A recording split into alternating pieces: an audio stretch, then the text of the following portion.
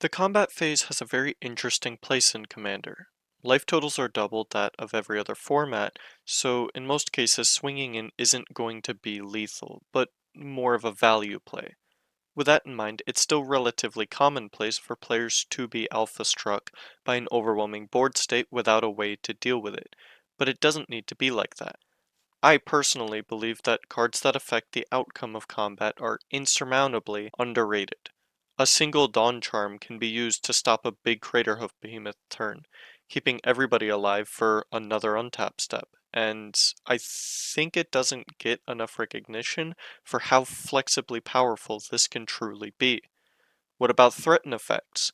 All of a sudden, the math is completely different when the big blocker is suddenly a big attacker or even just normal combat tricks. If people are planning for a set amount of damage, they'll react and declare blockers accordingly, but this can act in your favor because a single combat trick can now be used as a removal spell, politic piece, or even just used to take an unsuspecting player out of the game outright.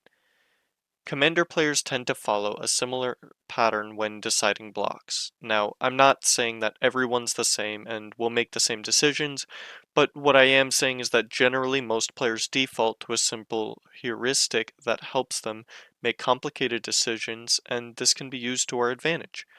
Generally, unless a player suspects there will be outside influences such as instants, flash, etc., they'll check to see if they have big enough creatures to block favorably. That way, they can take out a creature without losing theirs. Makes sense. If there's a large, uncomfortable sum of damage coming in without evasion, they may try to chump block to minimize damage dealt. But for the most part, we don't want to lose any more of our boards than we have to. That means we'd rather not block Death Touch, chump block with our valuable creatures, or lose any of our board state if our life total is healthy enough to take the brunt.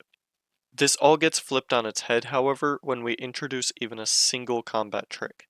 Now those favorable blocks turn into chump blocks, that high commander damage matters, and even David can best the mighty Goliath. They can accrue a massive tempo advantage that can single-handedly decide the outcome of players' fates, but because they aren't directly synergy pieces, no one runs them. And since they have such a low play rate, players don't respect them, hence adding to their strength. What about threaten effects? There have been tons of games where I've seen someone amass an overwhelming board state, and if they untapped, it was game over. Sometimes it's all invested in a single creature, other times it's spread out across many. Threaten effects work so well because once again, they aren't expected. They perfectly embody the bigger you are, the harder you fall. Because not only are you taking away their big blocker, but you're also using it against them, which makes it even harder for them to deal with. I personally tend to use the higher CMC ones that can yoink a whole board rather than just an individual piece. And these work incredibly well because the counterplay is really hard to navigate, and they give me an outsized return for my investment. Rather than that player waiting to untap to swing, I can just do it for them and close the game out myself. They get even better if enhanced by other complementary strategies like sack outlets that can make sure you get even more advantage and leave your opponents with nothing left of their colossal board state. Recently, I've seen lots of minor discussion about fogs, but haven't seen much of a convincing argument for why you should run them. Ultimately, these cards can act extremely favorably if properly used. There are tons of flexible fogs out there that can stop unblocked damage, or specifically damage dealt to players, which means these can be used in conjunction with favorable blocks, meaning not only is this a life gain spell, but also a removal spell, letting us pick off the creatures we can while still keeping our life total pristine can help quite a bit in the game. These are also extremely flexible. Just last week, I played a game where a Brago player was in the lead, but they needed to full swing out to knock out a player threatening their life total. If combat would have resolved, they would have secured a kill and gotten a Brago trigger, which would have left them with an untapped board state and the only threatening player to them dead. After fogging the combat step, this gave us an opportunity to knock them out after creating an opening with shields down. This is just one example of how fogs don't need to be used reactively. They can be used to save other people's lives, creating extremely favorable political dynamics.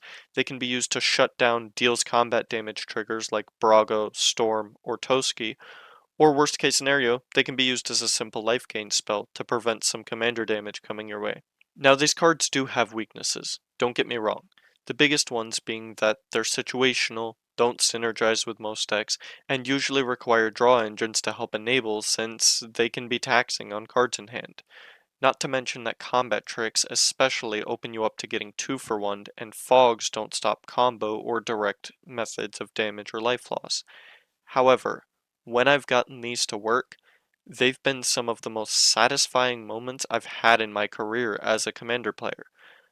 I've even had people make suboptimal plays out of fear I would have them, just because of the respect they can command. And you don't even have to run bad cards if you want to try this out. I started out small, using only cards like Dawn Charm or Blessed Respite, which serves multiple purposes. But as I ended up finding myself wishing I had fogs more and more, it led me to running more. Overprotect is a good green starter combat trick since it also works as a protection piece along with giving trample, which is always nice.